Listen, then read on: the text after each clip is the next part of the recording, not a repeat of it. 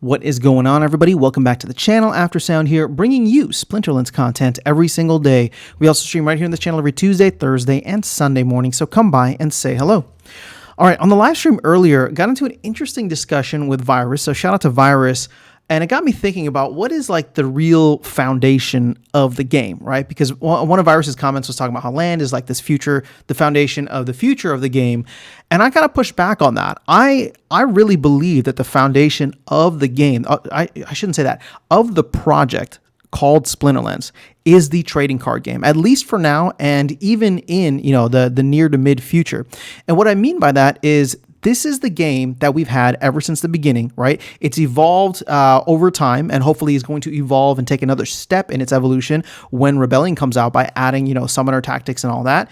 But this is what draws people in. This is what gets people excited. This is what we play. This is what has so much potential from an esports perspective, from a gaming perspective, just from an enjoyment perspective. Now, don't get me wrong. I love the game economy and I love land.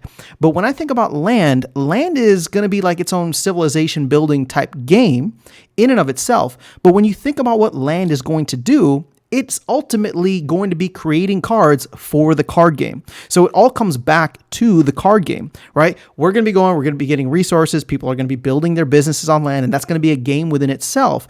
But ultimately, what is that all building towards? Now, maybe there's going to be some inherent, kind of rewards that happened within land itself. But for the most part, everything that we've heard and seen, right? Items, spells, the prefix titles, for example, right? All of that stuff is going to be coming back and either giving you benefits or adding to your experience in the card game. So when I think about like what the future is going to be, don't get me wrong, I think land is going to be great. And I think land is going to be something that they can use as the ultimate Swiss Army knife to really tweak the game economy. Again, another part of this project that is very fun and probably one of the biggest reasons that I joined and stuck around, right? The game economy itself versus the game. And again, I don't want to get like too deep into the weeds here in terms of like, or into the semantics of it. But in thinking of like the foundation, what is the most important aspect? To me, it's still going to come back down to the traditional card game, right? The TCG, which is what we play, whether it's ranked, whether it's brawls, whether it's tournaments. That to me is where we need to be. And this is kind of like, this conversation was spurred because of the fact that this entire year, 2023, we've spent most of it focusing on land and have really left the card game kind of hung out to dry. There have not been any updates. We haven't added anything to guilds. We haven't, redone tournaments. We haven't redone brawls. We haven't really focused, there's no battles 2.0. We haven't really focused on the core aspect. Again, the foundation, as I'm calling it, the foundation of what Splinterlands is, because there's been this major focus on land. Again, not trying to take anything away from land, but everything I think about when it comes to what land is going to try to accomplish is about enhancing what this game is going to be. So the quick example that I gave during the live stream, and I'll just repeat it here for context, is like, okay, what's the goal of land? What is land trying to do? What is, the team consistently been talking about for the last 6 months? Oh, land is going to do this. It's going to do that. It's going to eat up cards off the marketplace, right? Matt has even said the whole point of land is this kind of interesting concept where you take all of your old cards and use them to make new cards. It's a cool concept. I love it. And again, land is going to be a game within itself. But you could have easily done that by just having burning events all throughout. Like imagine if every time a new set came out, you had to burn older cards. Well, then we would never really need land, right? Again, and I'm not trying to get into the fact that we don't need land. All I'm trying to say is like, if that is one of the major goals of land, to use your old cards to make the new ones, well, we could have just done that with simple burn events every single time a new set came out.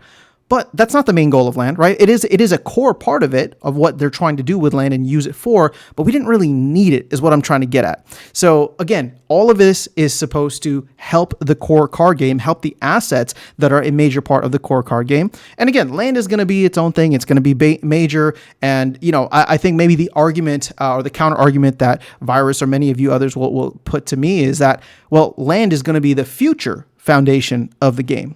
And once again, I'll still say that I think at the end of the day, it comes down to the trading card aspect, right? Or there's never going to be like an esports around land. There's never going to be an esports thing about like, okay, who can claim their land the quickest, right? Or claim their harvest the fastest. It's always going to come down to the actual competitive aspect of it. At least for me, right? If we're talking about like what the foundation of everything that's being built around, it's always going to be the actual trading card game, the meta that changes, all the different, the evolutions of it over time. Hopefully we get Battles 2.0, the summoner tactics, items and spells. All that is going to be other things adding to the foundation, to the core experience of what Splinterlands is. Now, my hope is that with land, with tower defense, other things like that, the periphery of what Splinterlands is grows, right? So we can start to have people who are only into tower defense or only into civilization building. They can come in and just have a small piece of Splinterlands.